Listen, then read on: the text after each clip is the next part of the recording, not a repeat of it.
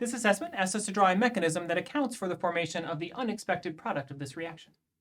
The first step that's going to happen is that water is going to react with sulfuric acid to form H3O+.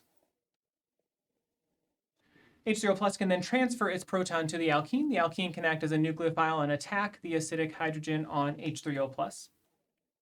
That will form a carbocation intermediate.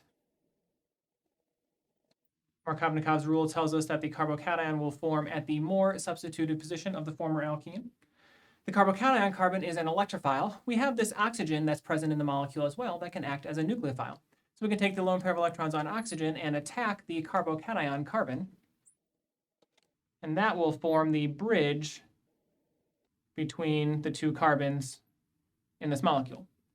That gives oxygen a positive charge, and then we can use another molecule of water as a nucleophile, as a base, to neutralize the oxygen atom, forming our unexpected product in this reaction.